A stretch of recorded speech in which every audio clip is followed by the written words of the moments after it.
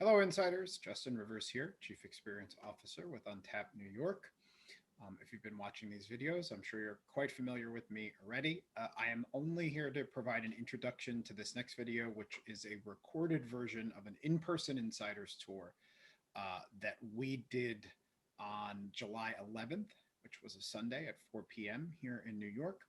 And it was a tour of the Ridgewood Reservoir, which was led by Matt Malina.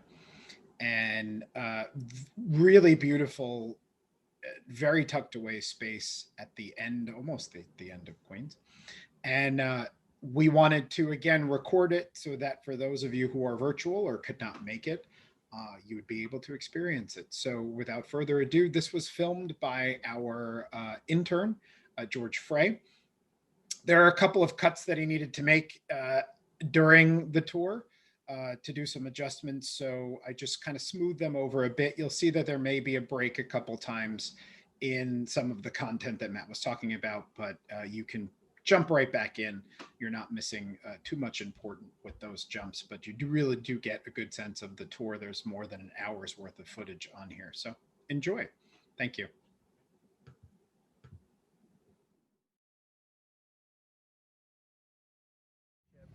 And parks and beaches all around the city. Thanks for Untap Cities for working with us for the tour today of the Ridgewood Reservoir. Welcome to you guys.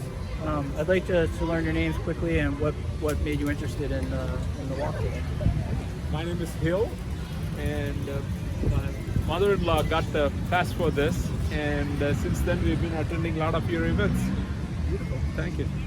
I'm Debbie, and we're just interested in seeing things in New York we've never seen. We've been here a long time and want to see more. I'm Gary, and my story is too long to show here, but I'll say it's similar to hers. Beautiful. Okay, shall we? Yeah. All right. Do you want to introduce yourself, or you already did? Oh, I haven't. I'm George. I'm an intern with Untap Cities, and I'm going to be doing the videography for you all today.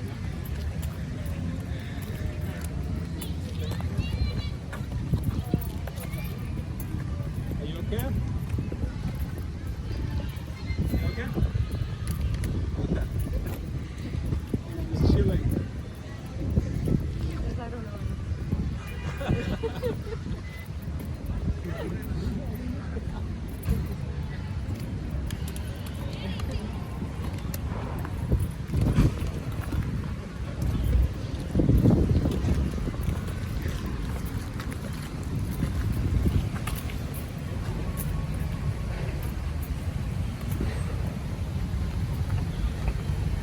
I was telling Gary earlier,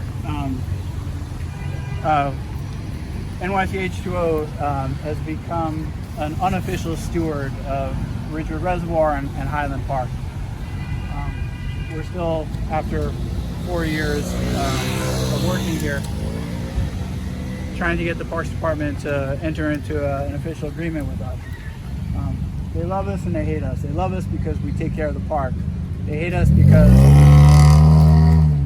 the reality of city funding is we wind up being a competitor to them.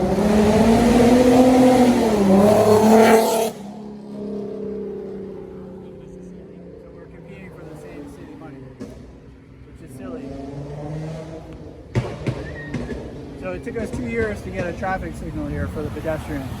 Before that, you had a All right, go for it.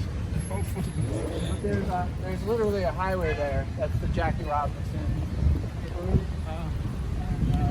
Imagine how busy it is. That's it. So the reservoir is a national landmark. It's also a nature preserve. The official terms is on the National Register of Historic Places. And it's a designated Class 1 freshwater wetland. Those are the official definitions. NYC H2O wrote the application to list the reservoir on the state and national registers.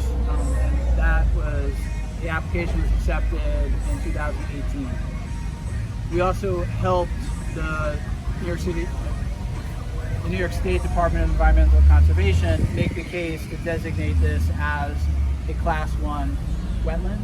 Class 1 has a higher status than just a regular wetland. Let me back up a step. Wetlands are protected under the Federal Clean Water Act. They basically are the nurseries for ecosystems. Most little critters need water to grow up. So this either has a pond in it or is muddy for a good part of the year. So it's a wetland.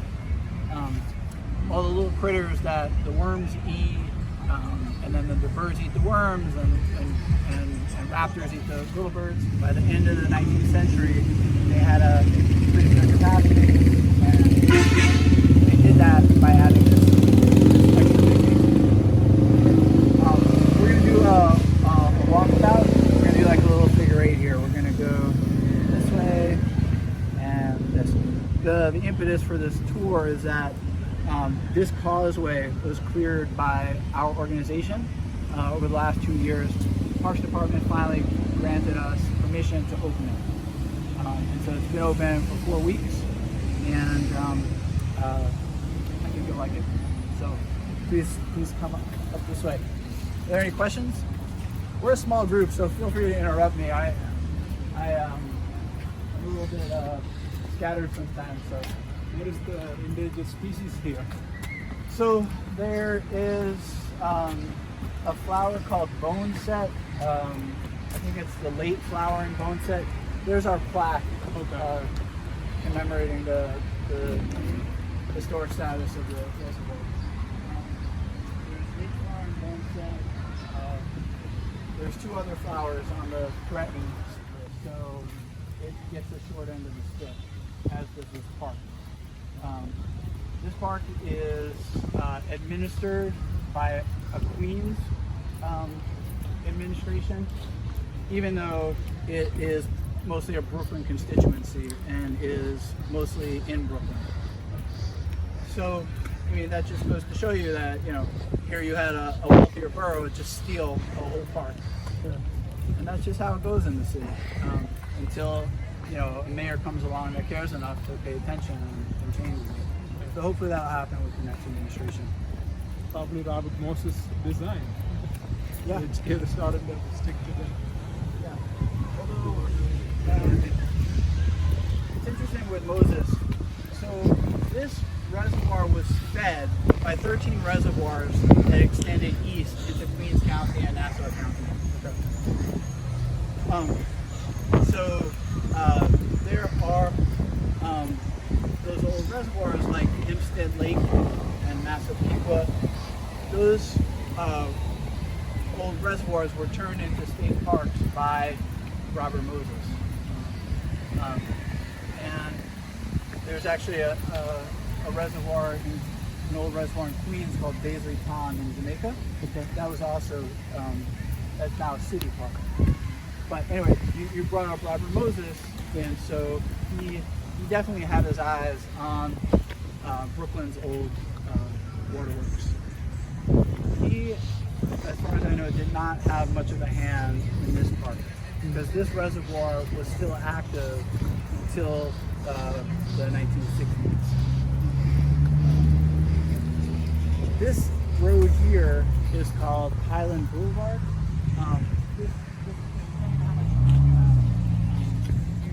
I would recommend walking down that way. When we come out of here, you can ask me if you're feeling up to it. There are some very beautiful houses. The Brooklyn DA lives a few doors down, Eric Gonzalez. He was up here when we first opened the Broadway. Is it a government house for him, or it's his private home? It's his private home, yeah. And this is on Highland itself? Yeah, so Highland Boulevard continues down that street. And the locals call this Snake Hill because it curves down. So we're at 160 feet of elevation. We're on what they call the terminal moraine, the moraine that makes the hill from, you know, all the neighborhoods from Tote Hill on Staten Island, Bay Ridge, Park Slope, Crown Heights, Cypress Hills, Forest Hills, Jamaica Hills, and so forth. All this was formed by the glacier during the last ice age. And when we get to this tree coming up on our right, we have a little reminder of the glacier. You can kind of look through the trees and see that we're up on a hill. Yeah. That is due south. That's looking south to Jamaica Bay. Gary and I were talking about Frederick Law Olmsted. Frederick Law Olmsted wrote a letter to the Brooklyn Park Commissioner in 1896 saying that the view from this hill where we're standing is the nicest of anywhere on the East Coast because you had a view of the ocean. So this is a honey locust tree. My friends from Manhattan, if you go to Central Park over by the tennis courts, there's one of these that is just covered in these thorns. Yeah. So these thorns evolved to protect it from the Ice Age mastodons and woolly mammoths who would rip down the small trees, eat all the leaves, but also eat the fruits. And the fruits, I'm sure you've seen before, they're like these pods. They kind of look like tamarinds, but I'm sure you've seen these. This one is kind of butchered. So this tree reminds us of the Ice Age because there's no animals now that eat the fruits of the honey locust. But during the Ice Age, there were. That's true. So this reminds us of the Ice Age, and it was the Ice Age and the glacier that formed this hill, this what they call this terminal moraine. It was the edge where the glacier reached. When it melted finally, not in the Ice Age anymore, all the big boulders were deposited on these neighborhoods, which I mentioned. Blue Ridge, Crown Heights, Park Slope, Cypress Hills. So we're standing on a giant pile of boulders that eventually just got covered over, just like the pyramids in South America. They get, over time they got covered over, and they're still discovering new ones because when nature runs its course, it just grows a forest. Yeah. Reclaims its. Exactly. That is amazing that, it's a short mastodons were killed by humans. We came here and still the thorns are there. There's no evolutionary advantage for them now to have that because it's a waste of resources. That's right. Still they keep it. Yeah. Because it's too fast to change, I guess, for evolution. Yeah. Yeah, and like I said, I've seen some honey locust trees that are just covered in the thorns.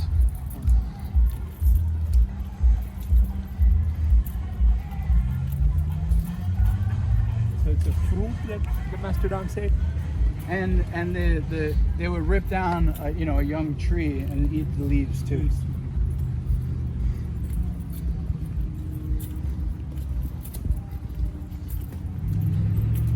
You can really tell that we're quite high up when you look at this stairwell.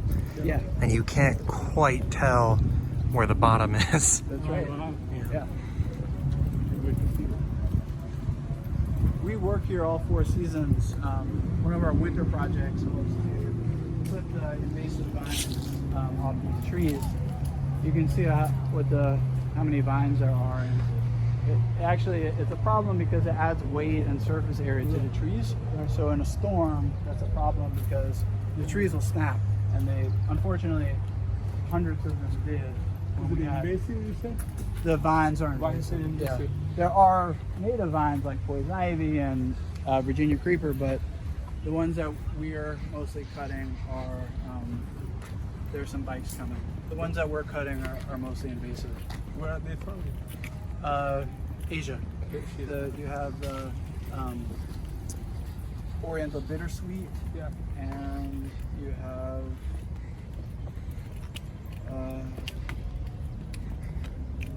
I can't remember right now. It's like the kudzu.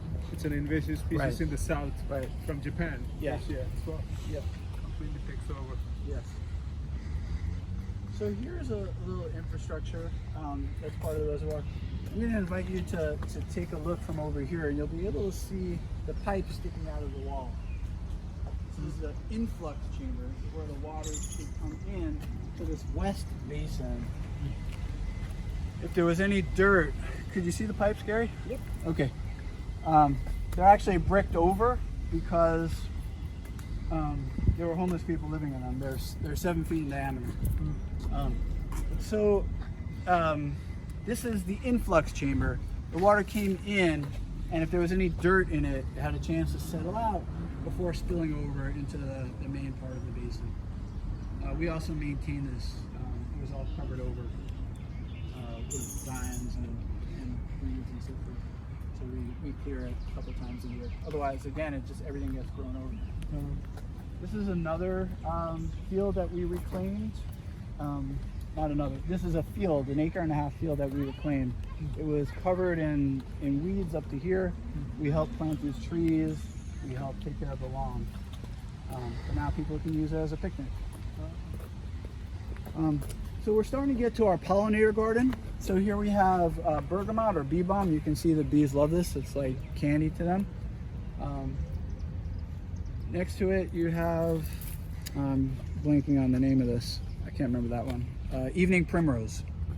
You have sunflowers or false sunflowers, not the super big ones that make the sunflower seeds. Come, we'll keep going. We're gonna walk this way. And you can see so there's a butterfly. Does anyone know their butterfly as well?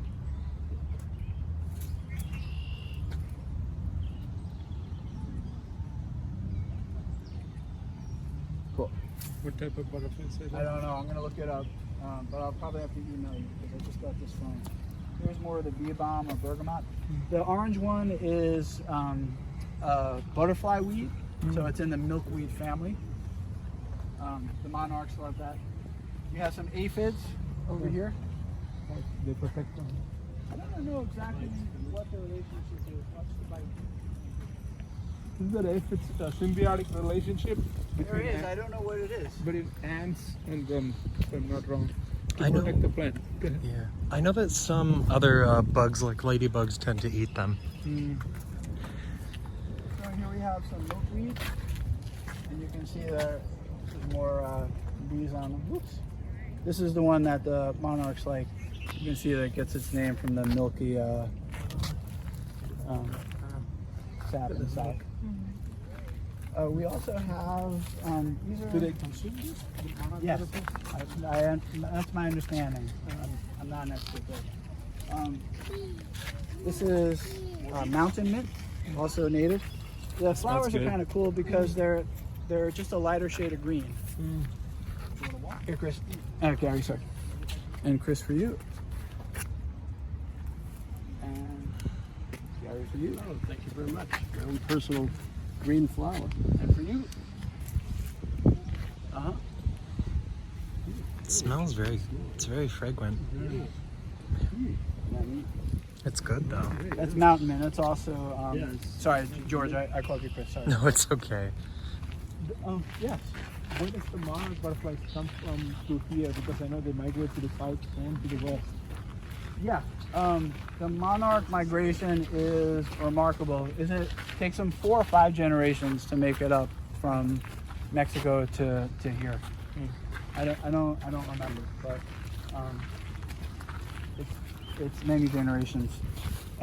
Here you have dogbane. This is the only plant that the dogbane beetle likes. It's a beautiful beetle that's iridescent. You can look it up. Anyway, the flower is like not too remarkable, but it's a native plant and it's a good plant. You guys picked the right time to come on the tour because we're about to come into a sea of these monsters.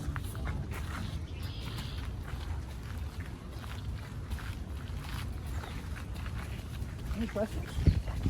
I did not know that you actually have such a place. This is amazing. It is beautiful. Good. Should we do would you like some photos? Sure. Okay. You want me to use your camera? Or? Yes, please. You got it.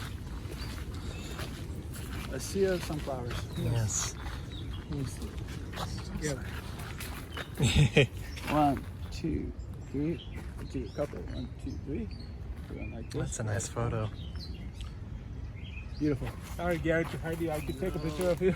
Gary, you want one too? No, thanks. With yours? You sure? No, All thank you right. very You much. might change your mind. I'm camera shy. These are New England asters. This is black locust.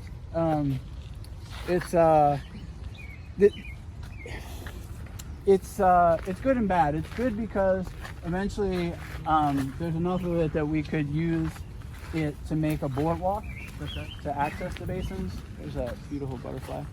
And it is the wood of choice in, for making a boardwalk or fence posts because it's rot resistant. It also grows like a weed, quite literally. It spreads like the Dickens. Say the name again. Black locust. Different than Just honey like locust. locust, it's Right. like a pestilence, they think. Yes. Named it probably. Yes. So we keep it off the they call this path the West Causeway, and we'll also be walking on the East Causeway. The Parks Department renovated this path in 2013, and they did a nice job, much to their credit. Here's more of the butterfly weed, and you can see the bee on it. Did the Parks Department plant the flowers that They did originally, and then they didn't maintain them, and then they assigned a gardener here that's very competent, and he took it upon himself to start pulling the mugwort and the other invasive plants, and then we started helping. So now it's where it was primarily mugwort after their first planting in 2013. It's now primarily the native flowers. This is the first of 3 viewing areas. Again, the Parks Department did a great job. The stone you're walking on is blue stone from the Catskills, and is what gives New York City its good tasting water, because there's so much of this blue stone upstate that as the water flows over it, What salt in it gives the taste? there's different minerals, and I don't know them all. It makes it sodium. Right, all that good stuff. Then the benches are granite, and I think it's a very nice touch. This is a recreation of the original fence from 1858, and take a good look at it, because we're going to see more of it. And I think they did a nice job making this recreation. You have this middle basin that is about 5 feet of water. It's a freshwater pond. It was never fully drained, and it's now just fed by rainwater. There's no springs or anything. The bottom of it is 2 feet of clay. That's original from 1858. In the 19th century, that's how they lined reservoirs, with stones and clay. The walls are stone, and you'll get to see the actual stone at our next stop, because we clear it for a different work project. But the bottom of the basins is 2 feet of clay, and the clay was naturally occurring, and they just pack it down, and clay, like a clay pot, is impervious to water. That's what they built dams as well in the 19th century. Johnstown flood accident. The book talks about the incident of the dam being piled with clay in the bottom and built on top. Interesting. I didn't know that. Thanks for sharing that. Any questions? So on the other side, that red building we will be walking to, and it is a gatehouse. So the water came in from the south side, and we saw one of the inlets, the influx chamber, and it would go out to the city of Brooklyn from the north side through one of 2 gatehouses. There's I saw a bird fly up. You'll see many birds. Feel free to point them out. There's a dragonfly. So the dragonflies, they require water to lay their eggs. They live as nymphs in the water for 1 to 2 years, sometimes more, and then they grow up, they dry their wings, and they start eating the mosquitoes. Thank God. Yeah.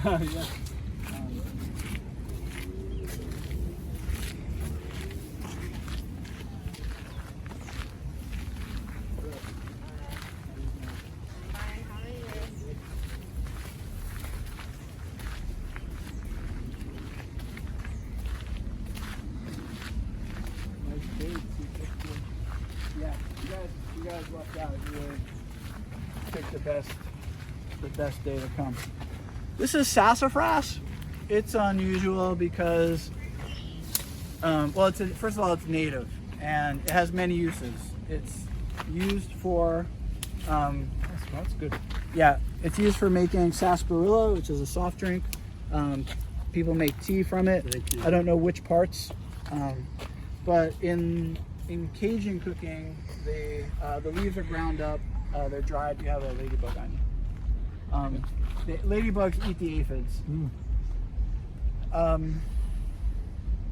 The leaves are ground up, and when they're dried, and it's called filet, and it's an ingredient in gumbo, in Cajun cooking.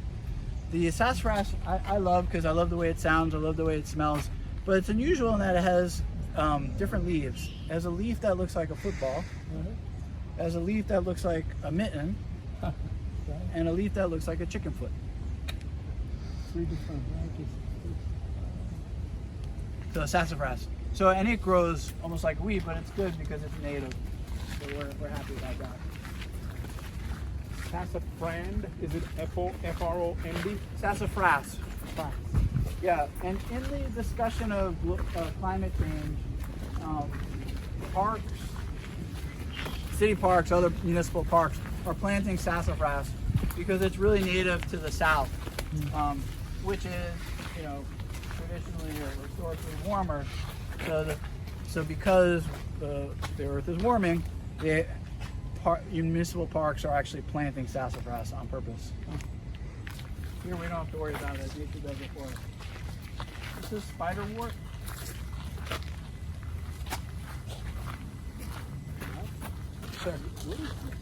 Yes. So this here is the future home of our bat boxes. This was a warning signal put in case there was a breach in the wall of the reservoir. Oh, So the people that live down at the bottom of the hill could run. Exactly. It's no longer functional.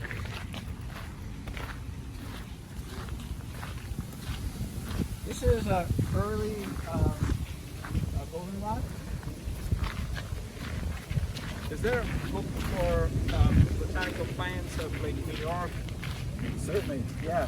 I'm sure there's many. Yeah. I'll give you my email and I can send references. Sure. It's amazing. You said like 182 birds. There's 170 species of birds and I think it's 175 species of plants. About half are native and half are not. This is sumac. People, it's also a native tree.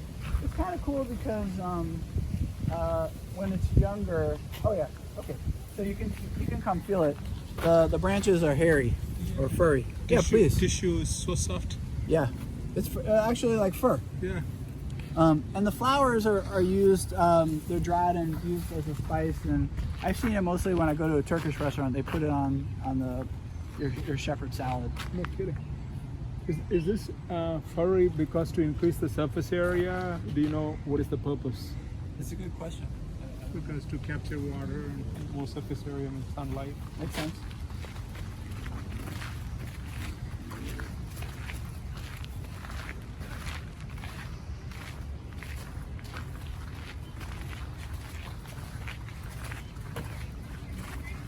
So what do they put that in the Turkish restaurant? Soup, you said? Salad. Salad. On shepherd salad, they put it. I'm glad that you reminded me of it because there's a delicious Turkish restaurant on Woodhaven Boulevard called the Istanbul Grill. This is wild lettuce. The New York Botanical Garden, every month they have a different plant, and this month it's lettuces. Is it edible? I don't know, to be honest. What's the risk? I was reading about it, and now I can't remember. This is the bee balm before it actually opens up.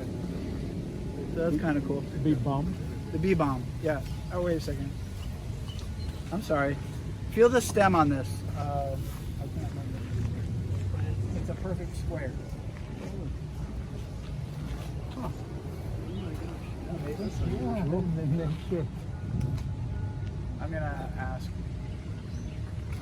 It has a funny name. I was just talking with. Oh, sorry. What is the name of the plant on the West Causeway that has the square stem? Let's look.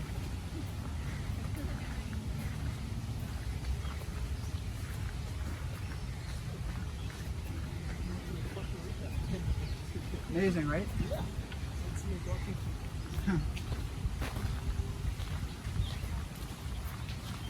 It's like rainforest kind of diversity.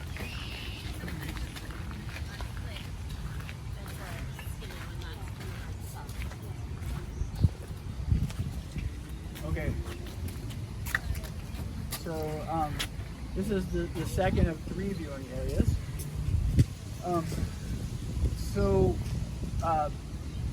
You can now see some of the actual stone of the stone wall. Yeah. So we clear this, and we'll clear this I see again. that. This is just one season of growth. The tall ones are common mullein. That's sassafras. This is sassafras. And we'll clear it in September. There's a dragonfly. So our project here, you can see there's 2 swans. They're not native, but they live here. And there's a lot of dragonflies. There's one over here. They're so cool. I wonder whether the sassafras name, the frass is colloquially changed because of frond, because frond is leaves. Sassafras sounds like some accent.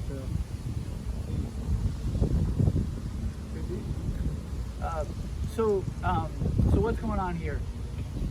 So you can see that the pond is being overrun by these tall reeds, which look very beautiful, and they are. But anytime you have a monoculture like this, it's not good. In general, you want biodiversity because even with these flowers, they flower at different times, and so they're always providing sustenance for the different pollinators. And if something were to happen to one species, well, there's still others. When you have a monoculture like this, it's no good. This is man-made, I assume. So this is Phragmites, or Phragmites australis, and it's been a problem all over the United States. Anywhere there's water, yeah, it just overruns the. Oh wow, cool. There are wild rabbits here at the reservoir, and they actually just had babies, and we saw them. They like the pollinator garden, and I actually saw them the other day on the other side where we were about to walk. So we are very modestly going in and cutting around the inner ring to keep the Phragmites from taking over the pond. And again, we want a pond because it's a whole ecosystem for dragonflies, for turtles, for frogs, maybe fish. I don't know. We haven't seen fish, but you know, there's a chance that there are. Yeah.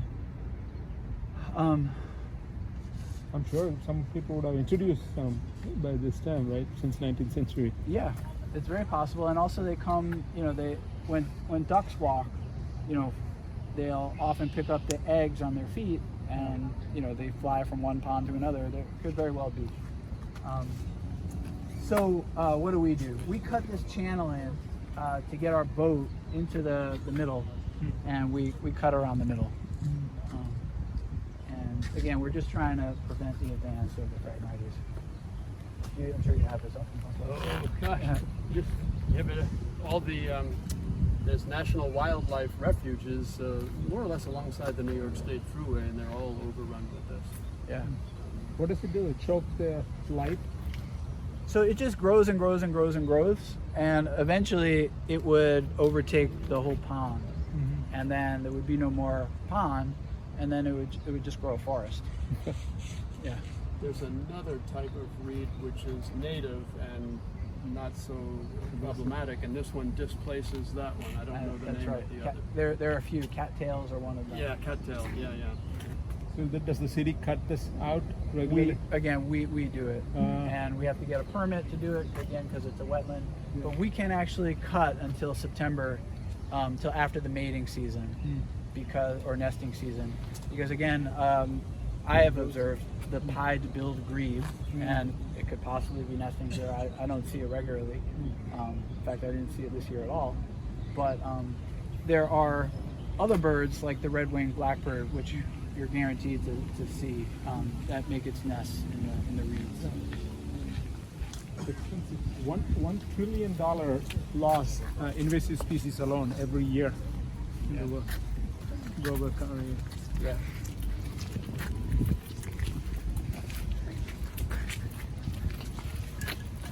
Somebody let their pet bunny go, and this guy who walks the reservoir, he Pet what? bunny. Bunny. They let their pet bunny go, That multiply. and this guy who walks the reservoir with his German Shepherd, he let his German Shepherd off the leash. The German Shepherd got the bunny. Oh. Yeah, so no more bunnies for now. But the wild bunnies are still around. Do they have a predator? I assume the owl you mentioned earlier. And hawks. Hawks could be the predators for those bunnies. Yeah, there are different kinds of hawks here. We have red tail, red shouldered. I have seen eagles here, but I don't think there's a nest anywhere nearby. And every once in a while, you'll see an osprey come by, trying to get a fish, but I haven't actually seen an osprey catch a fish here. There's also, we recently saw a muskrat living in the pond. Yeah. And of course you have raccoons here. Raccoons? Sure. Matt, Yeah, the area to our left was one of the 3 basins. that's right. And that's the one that was added in the 1890s when Brooklyn had already outgrown its water system. And this westmost basin, right, the sun was setting that way. This westmost basin was equal in size to the first 2, and that was added in 1890. It's unbelievably grown over in that amount of time. That's just since the late 80s. Yeah. When was it last holding water? Late When did? 80s. Oh my God. Yeah. In fact, we have an article from the Daily News in which 2 boys drowned in the water, and the family sued the city and won, and the judge ruled that the basin with water in it was an attractive nuisance. So the city was on the hook for each family for $1 million. Wow. Yeah. Here's a third of 3 viewing areas. And again, part of our work is to clear this vegetation, and we did this actually in February. And the reason that we do it in winter is because there's less plants and less thorns and less poison ivy. So, but again, this is the black locust growing, and you can see just how it grows. That's all black locust for the most part. And so if we did not cut this, then there would be no view. So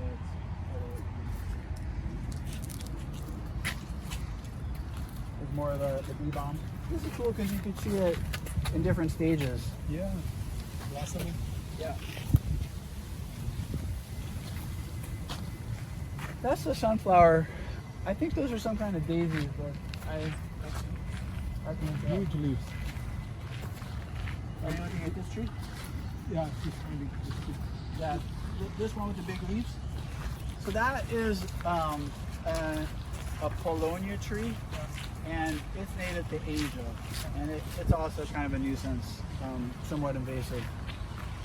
You see the leaves are big at the bottom, smaller at the top. Yeah, it's incredibly efficient at growing because when it's young, the leaves I've seen them as big as this. They're basically just giant syrup. Yeah. It's like the oak tree is also the same. Like the bottom ones, the leaves are big, and the top ones are small. Okay. Because it's trying to get the sunlight. Right, so these are different kind of flowers.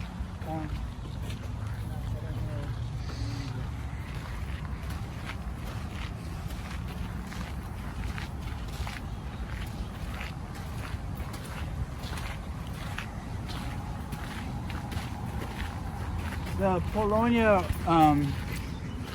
also called the Royal Polonia or the Princess Tree, was brought from Asia. It makes these very beautiful lavender, light lavender flowers in May, and but it's incredibly efficient at spreading its seed because the fruits each have hundreds of seeds in them, and then they blow in the wind. And Pollination. yeah, they're all over. Is it allergic to some people? The Polonia? That's a good question. I don't know. Do you feel allergic working here sometimes? Yeah, in the spring it gets a little rough. But I don't usually, but I do eat honey regularly. Yeah.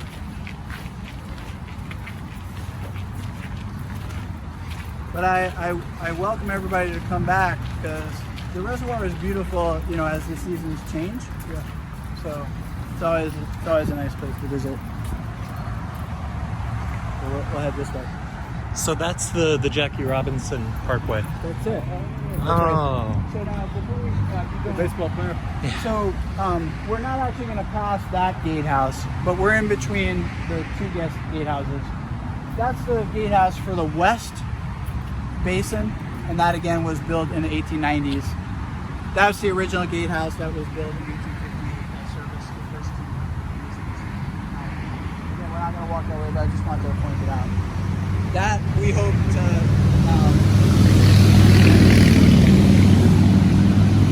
turn into an interpretive center because it has the original fixtures, the valves and the gates and so forth.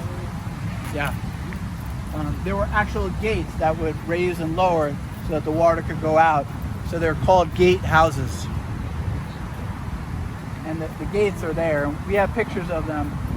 We actually have NYC H2O curated an exhibit about the reservoir, the history, the abandonment, and our work here over the past several years.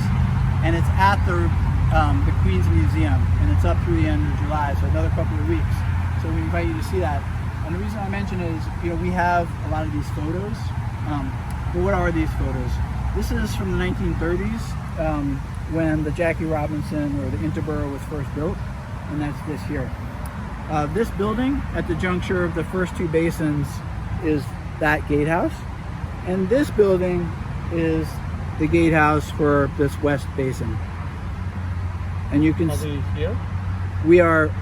we just exited this west causeway and we're standing right over here. Exactly. Here's some of the pump works that pump the water up the hill along a street that is now called Forced Tube Avenue. Also, Conduit Avenue got its name because that was the right-of-way for the Brooklyn Aqueduct. And the Brooklyn Aqueduct is still there. It looks the same as the Croton Aqueduct. They were built around the same time. Same engineers designed it. And again, we have pictures of that at the exhibit. The exhibit's also online. So you get in touch with me or Untapped Cities and they'll share the link. Any questions about any of this? So Forced Tube Avenue, I saw that on my map. That's right. Yeah. What is a forced tube?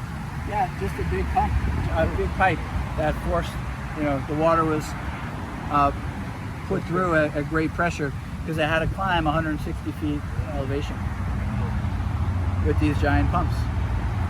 So these all ran on coal. These are steam engines.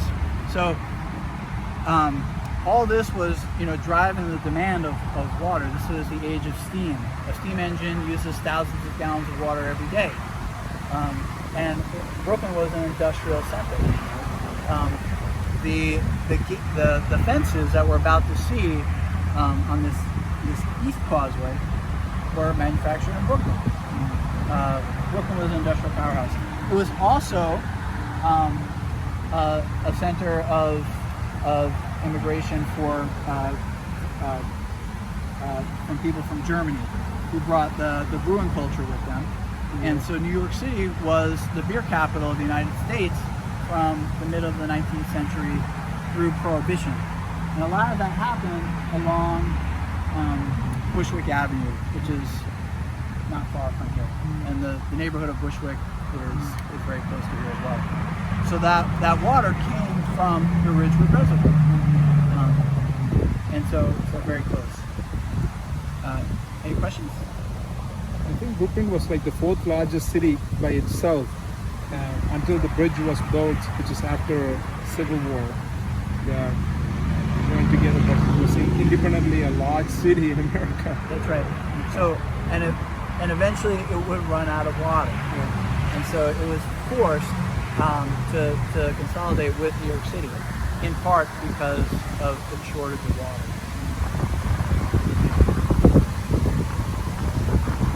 Shall I keep going? Yes. Okay.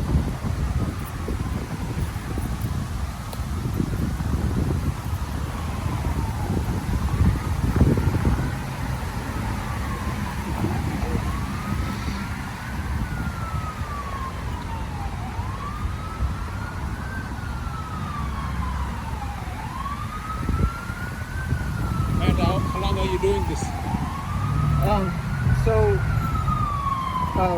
I started NYC H2O in 2009. Our training was in 2014. We started doing field trips for schools. There's an old reservoir in every borough. So what we did was started offering field trips for schools to these historic reservoirs. This one is right on the border of Brooklyn and Queens, which are the two most populated boroughs. So you have over 5 million people between Brooklyn and Queens. So this was our most visited site. So from 2014 till COVID, we had already brought 5,000 kids here. And so we wanted the place to look nice. So we also started doing stewardship and making sure that the place was kept up. But you can see what happens when it's not kept up.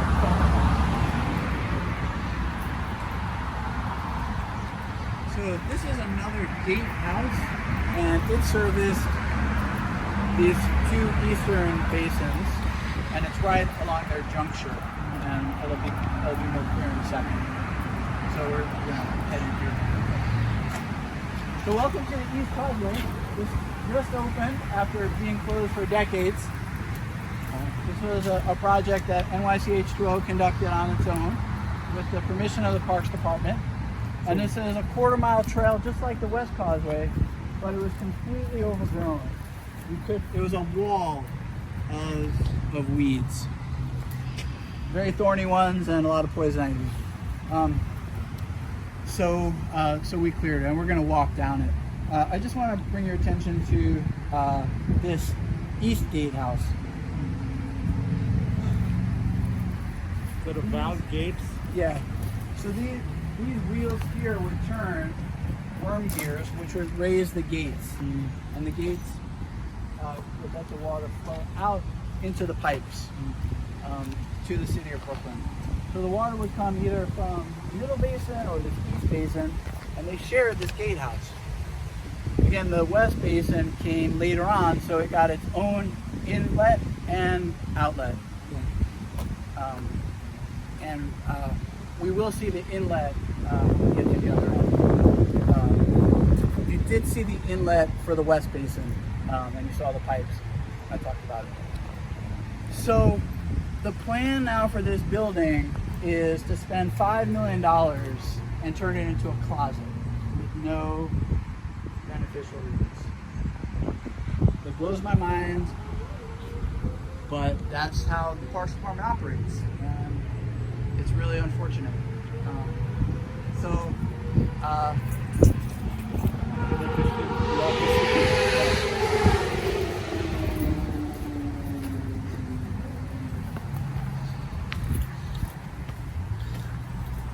So these trees, so that was one of the basins, and then there was a basin over here, right? Yes, that's correct. So were these trees here when the basin was filled up, or did these grow more recently? Yeah, so these trees are about 30 and 40 years old. These are woodpecker.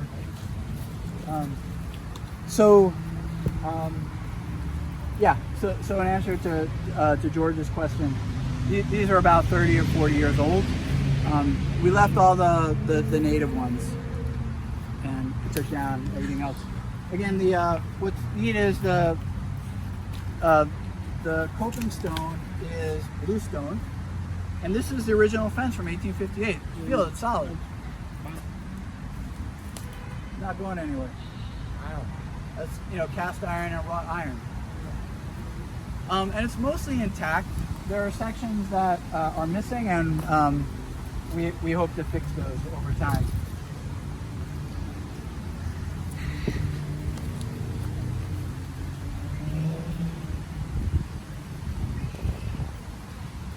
So the other ones are made in the model of the 1858. That's right. They look exactly very right. same. Yeah, and look, Even the corners, everything. yeah, they call these finials. I don't know why, but that's what they're called.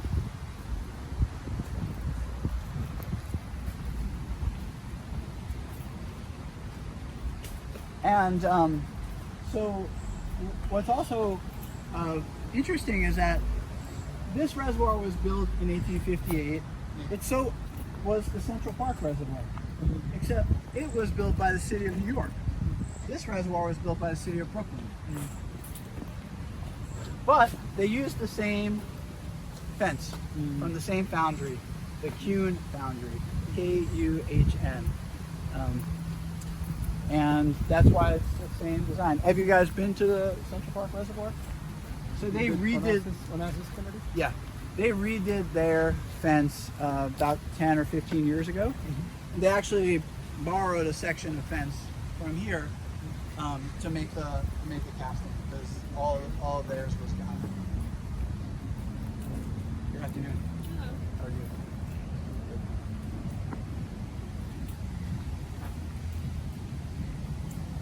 And one of the things that we're proud of is that a lot of the work for this path, at least for clearing the coping stone and a lot of the weeds off the fence, was done by volunteers.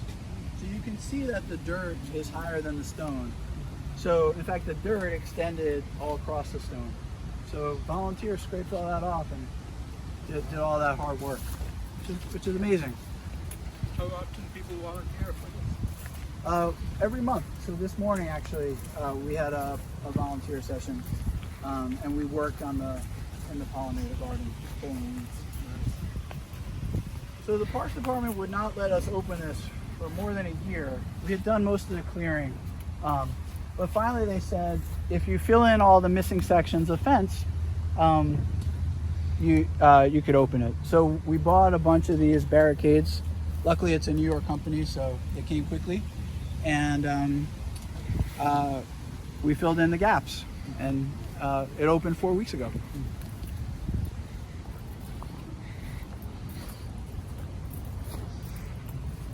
At the moment, it's only open weekends during daylight hours. Here are some missing sections. We just want to pop back in, and Is that also 19th century one? yeah, these are the original, and so they just need to, we just need to put new screws in, because there are sections that are just missing one. Yeah, like over here, that's just one section missing, so you just need to screw this back in place. Yeah, you felt it. It is strong.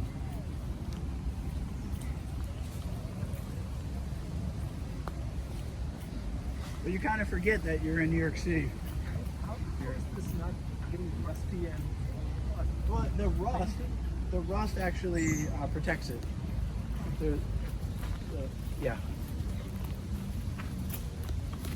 because like the San Francisco Golden Gate Bridge, they're constantly painting. Right. No, has to be needed to destroy it. Yeah. This one is sitting there. Yeah. And also different metal. That's probably steel. This is cast iron and wrought iron. Yeah.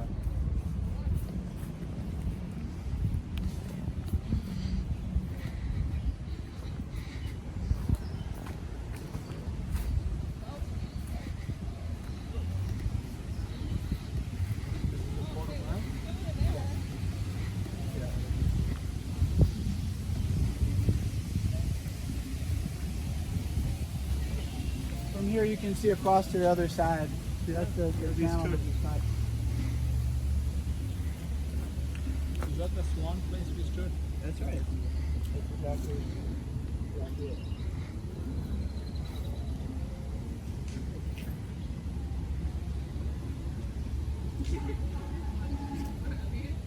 So what do you think?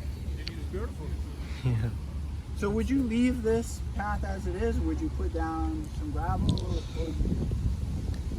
Depending on if you put the gravel and it will have a negative effect on the nature of birds or plants, that's a question to think about. If it does, then we should have. What would be your preference? Leave it or put down some For gravel? me, it depends on other things happening. So until the fence is all redone, it's kind of rustic right now. I'd leave this rustic. And if the fence gets redone, then I'd say it's time to bring this up to the same caliber and level as the replaced fence. That makes a lot of sense, actually, because I think that, you know, what's really beautiful about this is that you mentioned before, you almost feel like you're not in New York, and this is such a unique place here. I think that, you know, just in my personal opinion, we should keep it the way it is unless we do redo the fence. Because I think it's very enchanting just to walk through this line of trees with the grass. It's You have the other path. So yeah. You have that contrast. Yeah, exactly. So if you want to walk on gravel, you can always just go to the other one. You guys want your picture? This is a spot.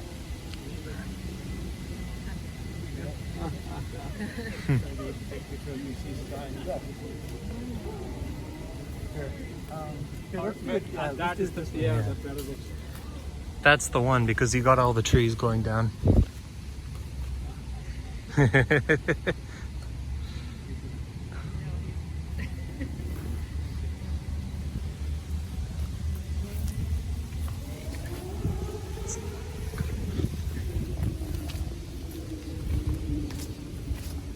What about benches? Would you guys put in benches? Yeah, that would be nice. Yeah. For people to sit. I see already people sitting on the floor. I think that, you know, even if it is, if it does remain grass, then they should put in benches because it would be nice to just sit down and look out.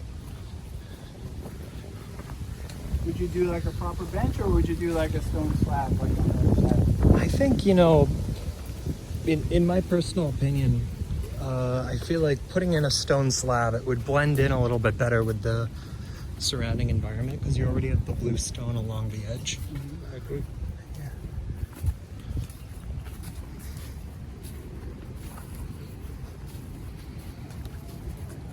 Hello. How are you? So here you can see how thick the vines was. It's going to load. Yeah, bring it to you. You don't already have it. It sounds like what you want to have is a multi-year, multi-phase plan. Yeah. You know, in other words, look out 10 years, 15 years with that end in mind. What are some interim steps to get you from here to Yeah. I got it.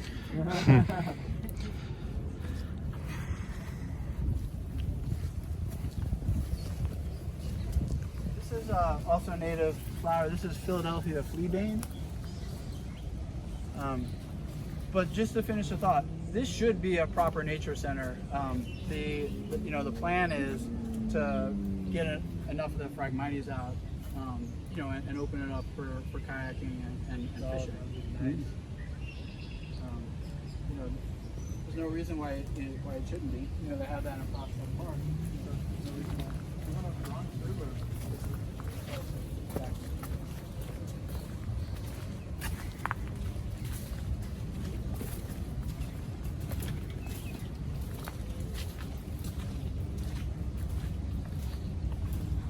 It really is untouched New York. There's so much there.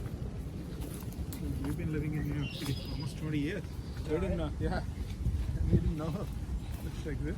Yeah, I didn't know either until I became involved, in this kind of work. And yeah, and he came up here. Yeah, a couple of friends, and just sent his staff members. participate in some of our stewardship days. Yeah.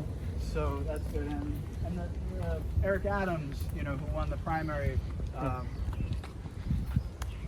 recently, this is on his radar too.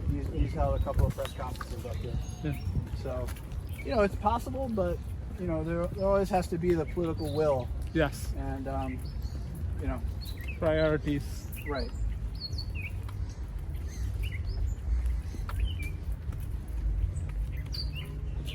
Beautiful birds, huh? Yeah, that's on this. So what kind of, you mentioned hawks and ospreys, I believe earlier. What kind of birds do you generally find in this park that nest here?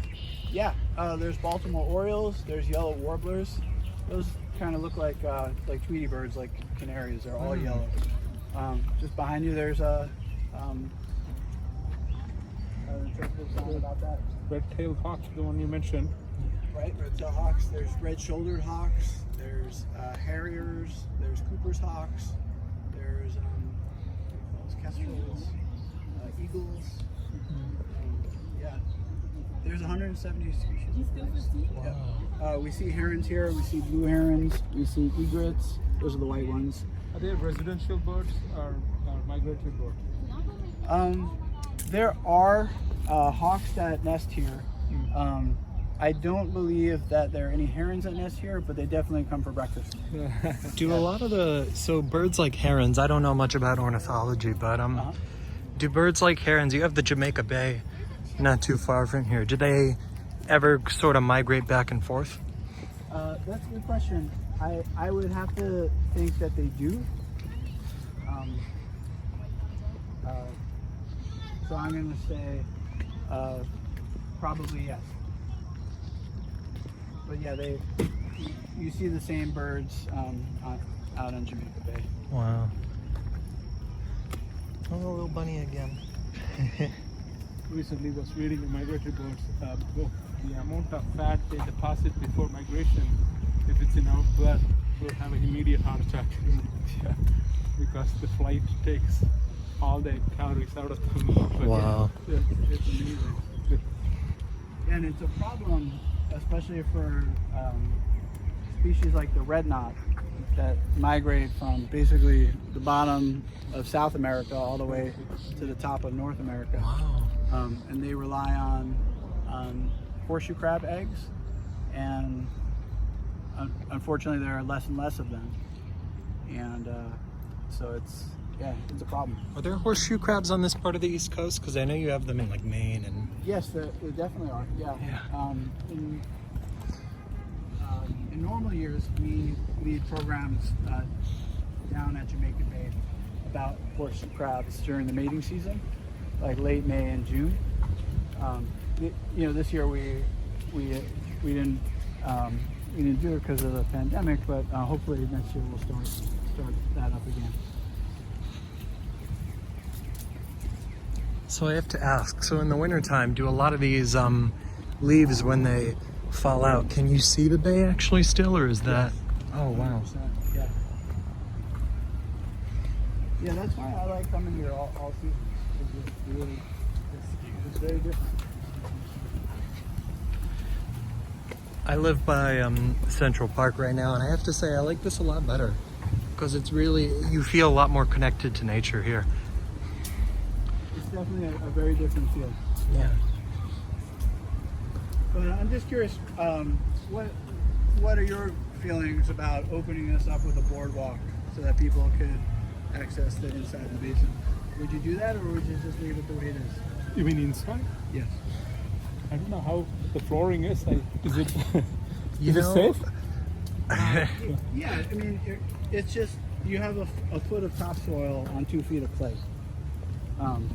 But barring that, would you, if you came to this park regularly, would you like to be able to have access? Or Oh, I would love to, as long as it doesn't affect the flora and fauna. Right. I want people to enjoy. That's how I feel. as long as people don't throw trash over the side, Yes. that's the... Yeah. That's inevitable, but that's part of being in a city and maintaining your park. Yeah. And they throw trash now, and so But I think a nice compromise would be to have a boardwalk, Yeah. so that people could access it and enjoy it. Interact. Here it's like a wall between, it's like the White House. You can't go in, it's off the sides. Right. I want nature to be interactive. Right. All the national parks, so they have the boardwalks and other things. You go and get close with it. Even the dangerous one, like in Yellowstone and others, there's boardwalks walking through the hot things popping out the sides with fumes, and you just get to go close and see the nature. Right. Okay, so we see eye to eye on that. Yeah. How about you, Gary? I've got mixed feelings. Yeah. I guess it would start, for me, would be about the long-term plan and the priorities. It wouldn't be at the top of my priority list. And the other question I had is, you know, it's would it disturb the environment down there to, you know, to install that and build it through?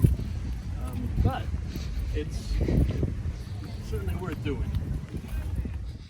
Again, hope you enjoyed this tour. It wrapped up basically with goodbyes and a conversation about, again, the visions for how the reservoir may be repurposed, but I figured that might be a good place to leave it. And again, big thanks again to Matt Malina, who is the founder and director of NYC H2O, who did this tour for us, much appreciated, and to George Frey, who recorded it for you. And we'll be bringing you other recorded in-person insider experiences as we go along with them. So thank you again, guys, and have a good one.